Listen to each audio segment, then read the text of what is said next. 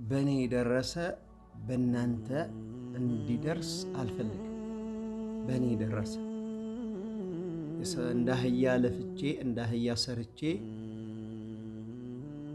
ለሀጃዬ ብር ካልተሰጠው ወደ የስድስት ወር ደሞዝ የስድስት ወር 7 ወር የአምስት ወር ደሞዜ አንድ ወር ሰጥቶኛል። አሁን በ1500 7500 ደሞዝ ያው ተከልክዬ እስረኛ ሁኜ ቁጭ ብያለሁ። ለማን እንዳልናገር ኢቃማ የለኝም። የቸገረ ነገር ለባል አይነገር ትላለች። እስረኛ ሁኜ ጅዳ ሄዳለሁ ካልኩኝ ይኸው አረፋ 10 ቀን ነው። አረፋን እሄዳለሁ ብዬ ሰው አንጥቼ 2 ሰው አመጣሁ እዛ ያለሁበት ቦታ ላይ። እነሱም ይሰሩ አልቻሉም። በቃ አንደኛው ስራ አይችልም፣ አንደኛው አይ ለአንተ ካልሰጠህ እኔ አልሰራም ብሎ ገና ሳያኝ እኔ ሰርቼ ቆይቼበታለሁ። ይሄን ስራ በስለቻ በቃ ሊሰጠኝ አልቻለም። የቁም እስረኛ ሆኛለሁ። በእኔ የደረሰ በእናንተ ይድረስ። ሰላም አለይኩም ወራህመቱላሂ ወበረካቱ። ሰላም እንዴት ናችሁ? ሰላም ብያለሁ። ጠፍቻለሁ ቆየሁ መሰለኝ ወደ 20 ቀን እንደሆነ አላውቅም። በቃ ወደ ጅዳ ሄዳለሁ ብዬ ካሰብኩ ጀምሮ ባለፈው አንድ ቪዲዮ ላይ ጅዳ ሄዳለሁ ሰሞኑን ከኢድ በኋላ ሄዳለሁ ብዬ ነበረ። ግን ያው ፕሮግራም ሁላ ዝብርቅርቅ ባለ በቃ ተበላሸ። ያሰብኩት ነገር ሁላ አልተሳካም። ብሬንም አላገኘሁ። በቃ እንዴት እንደማረግ በዚህ አጋጣሚ ላይክ እያረጋችሁ ቻናሌም ራሱ ሰሞኑን ስላለቁበት ቀዝቀዝ ብሏልና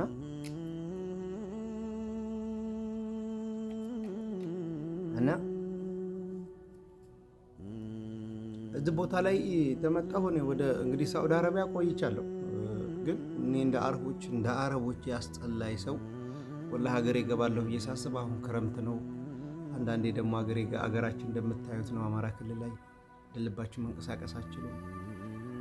አንዳንዴ የቸገረ ነገር ለባል አይነገር የሚባለው ነገር ይሄ ነው። ምናልባት እንግዲህ ሀገራችን ከሌላ ቦታ ቀየር አድርገው ቢሰሩ እርግጥ ከዛም በዛም ያው ነው። ግን ያለውን መሬት ላይ እውነታ እንደ ሀገር ሆኖ ሀገር ላይ መኖር የሚያህል ነገር የለም ብዬ አሰብኩ። ያንን እንኳን ገብቼ خلاص ምን አባቱ እንደ ሀገር ሆናለሁ ብዬ እንዳሰብኩኝ እገባለሁ። በቃ አስጠልተውኛል። አረብ ሀገር ቆየሁኝ። ምንም ነገር በቃ እድሜያችሁን መጨረስ፣ በሽተኛ መሆን እዚህ ሀገር ወላሂ በሽተኛ ነው የሆንኩት። ጨንጓራው ስትሉ ኩላሊት ስትሉት እግሬ በቃ ይነድብኛል። በስራ ምክንያት የመጣ እንትን ማለት ነው።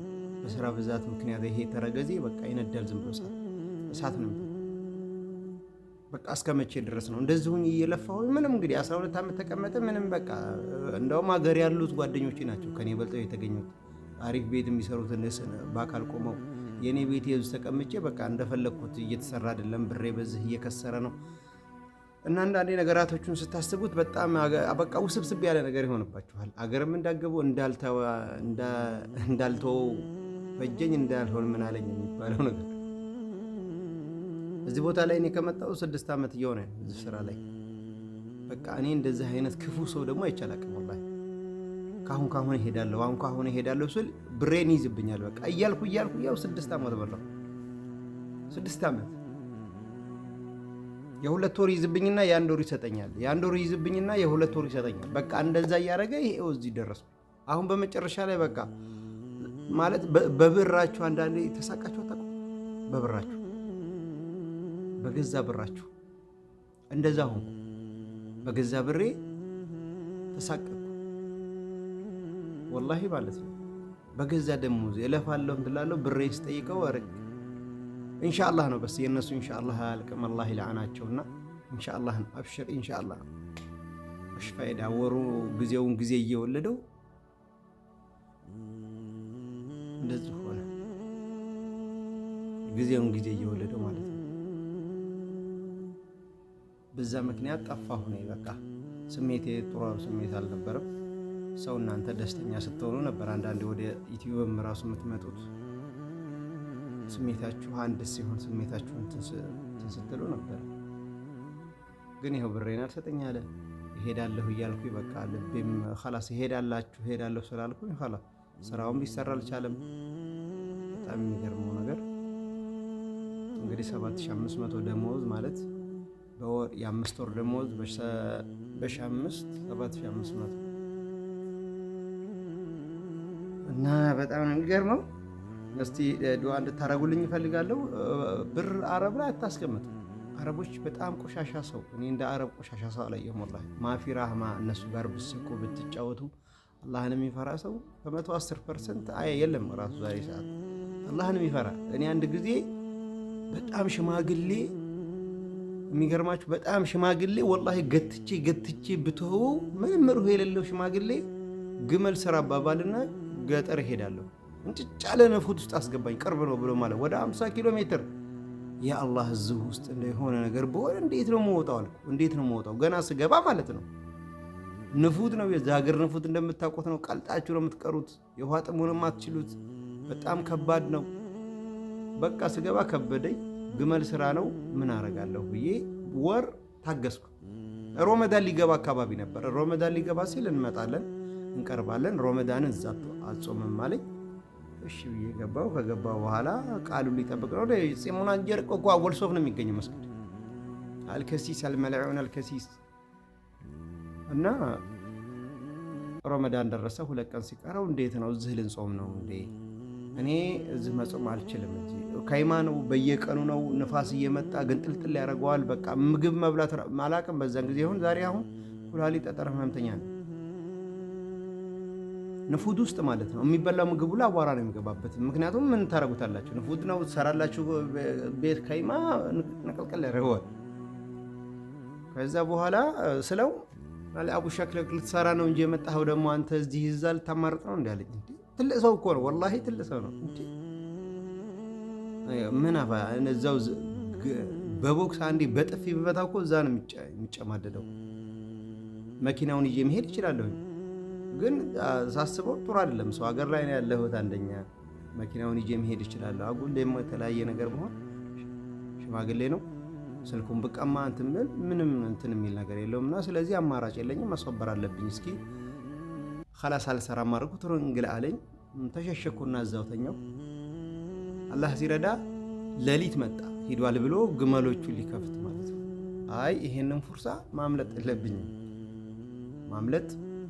ማስመለጥ የለብኝም አልኩና ግመሎቹን ሲከፍት እኔ ቀስ አልኩና ግመሎቹን ከፍቶ ሲሄድ ከነሻንጣዬ መኪናው ላይ ቀስ ብዬ መሄድ ሲጀምር በየእንትኑ እየተከተልኩኝ መሄድ ሲጀምር መኪናው ላይ ወጣሁ ቀስ ብዬ ማለት ነው።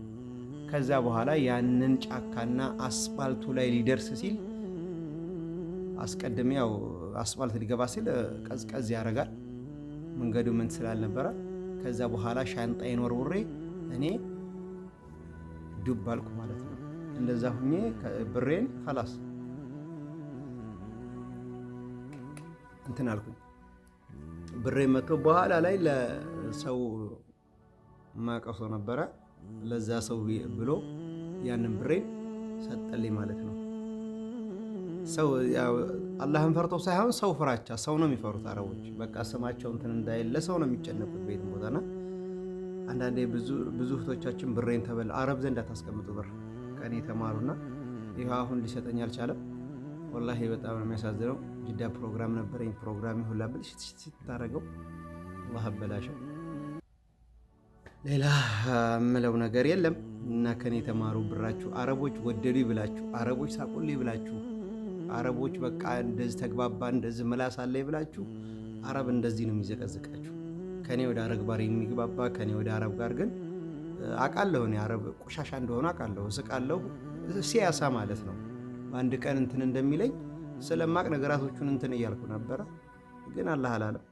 እስቲ አላህ በሰላም ብሬን እንዲሰጠኝ የለፋሁበትን እዚህ ቤት ወላሂ ተረገዜን በሽተኛ ሆኜበታለሁ፣ ኩላሊቴን በሽተኛ ሆኜበታለሁ ማለት ነገራቶቹን እየቻልኩ እየተሐመልኩ። ካልቻላችሁ ምንም እንትን ማለት አይቻልም በሚለው ክፉን ጣለጡት ደግ አይገኝም የሚባለው ነገር አንዳንዴ በቃ እዚህ ሀገር ላይ ራስን መጠበቅም ያህል ነገር የለም።